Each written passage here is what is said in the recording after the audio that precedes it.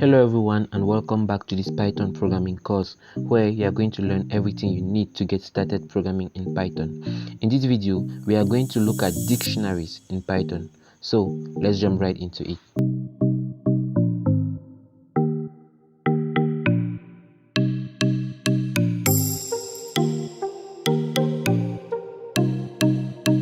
A dictionary in Python is an unordered collection of data used to store data values like a map, which, unlike other data types, does not only hold a single value as an element, but holds key value pairs.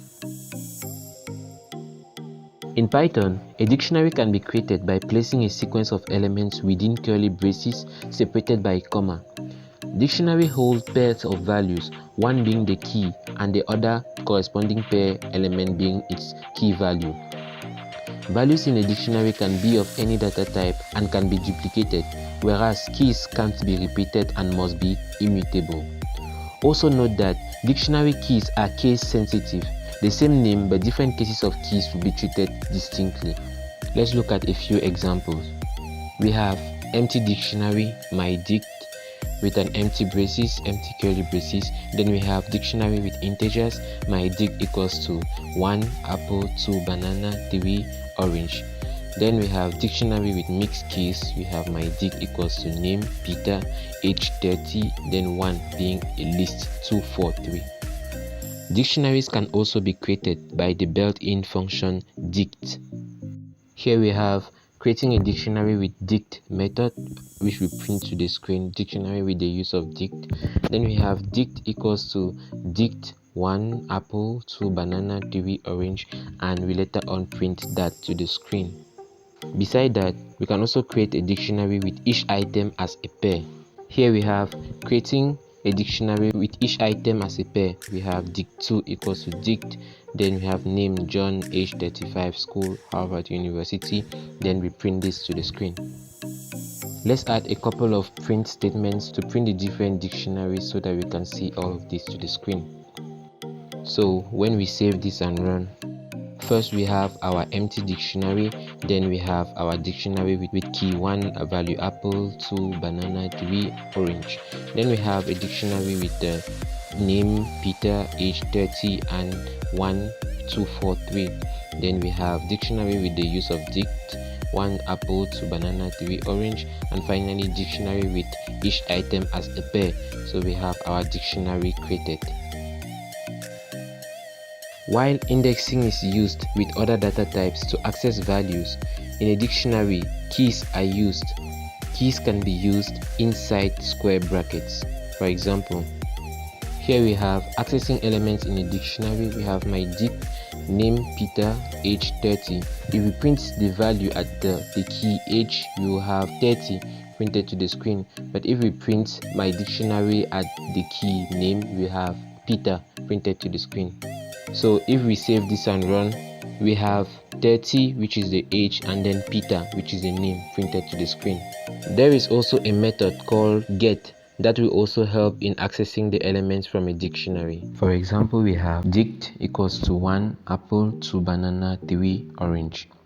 When we type dict.get3, we get orange, and when we type dict.get1, we get apple. Dictionaries are immutable. We can add new items or change the value of existing items using an assignment operator. If the key is already present, then the existing value gets updated. In case the key is not present, a new key value pair is added to the dictionary. For example, here we have changing and adding dictionary elements. My dict equals to name Peter, age 30. Updated value, my dict age equals to 35. Then print my dict. Then add item, my dict address equals to Chinatown. Print my dict. So if we save this and run, we have name Peter, age 35, that is the age has been updated, and then we have name Peter, age 35, address Chinatown. In Python dictionary, deletion of keys can be done by using the del keyword. Using the del keyword, specific values from a dictionary as well as the whole dictionary can be deleted. Also note that the del dict will delete the entire dictionary and hence printing it after deletion raise an error. So let's look at a few examples. Using the dictionary above, if we type del mydict a key age and we print mydict, we have name Peter, address Chinatown. We see that age has been deleted. On the other hand, if we print del mydict and we try printing mydict again, we have an error saying mydict is not defined. The pop method is used to return and delete the values of the key specified. For example, we have squares 1, 1, 2, 4, 3, 9, 4, 16, then 5, 25. If we type squares.pop4, we have 16. And then if we try printing square, we have 1, 2, 4, 3, 9, 5, 25. We see that the key 4 and the value 16 have been deleted. The pop item returns and removes an arbitrary element, a key value pair, from the dictionary. For example, if we type squares.pop item, we have 5 and 25, and if we try printing squares, we have 1, 1, 2, 4, 3, 9, with 5 and 25 having been deleted. All the items from a dictionary can be deleted at once by using the clear method. For example, if we type squares.clear and we try printing squares, we have an empty dictionary.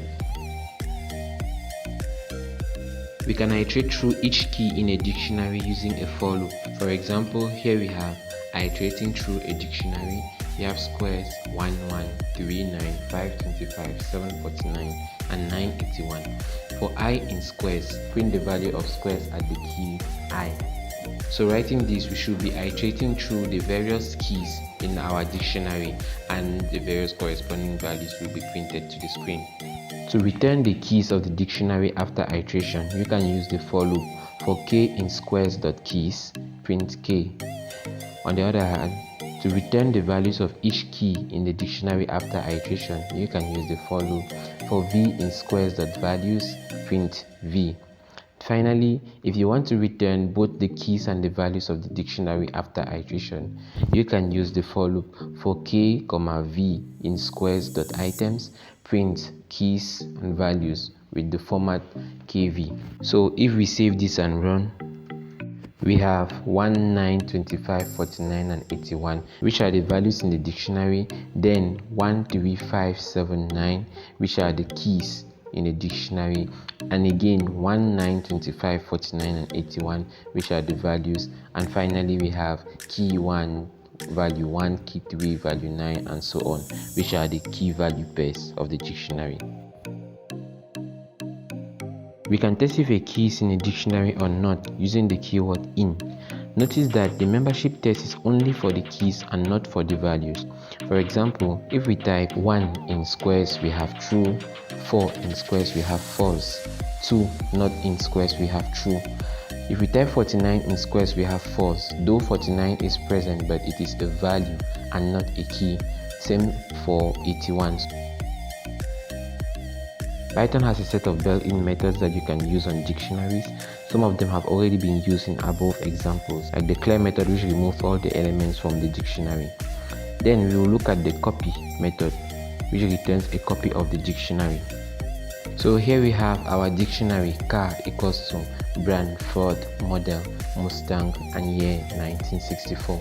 If we type x equals to car.copy and we try printing x, we have a copy of our dictionary being printed to the screen. We also have the get method, which returns the value of a specified key, the items, which returns a list containing a tuple for each key value pair, the keys, which returns a list containing the dictionary's key, the pop method, which removes the element with a specified key, the pop item, which removes the last inserted key value pair, the values, which returns a list of all the values in the dictionary, and finally we have the update, which updates the dictionary with the specified key value pairs. For example, we have car.update color white. If we try printing car, we have brand Ford, model Mustang, year 1964, and color white. We see that color has been updated into our dictionary. So this is basically it for this video, but before we end this video, I am going to paste a practical exercise here for you to keep learning and implementing the concept of dictionaries you've learned today. The link to the solution to the practical exercise is attached in the video description below, but before you check it out, make sure you try writing the code first. In our next video, we are going to look at functions in Python. So, see you soon.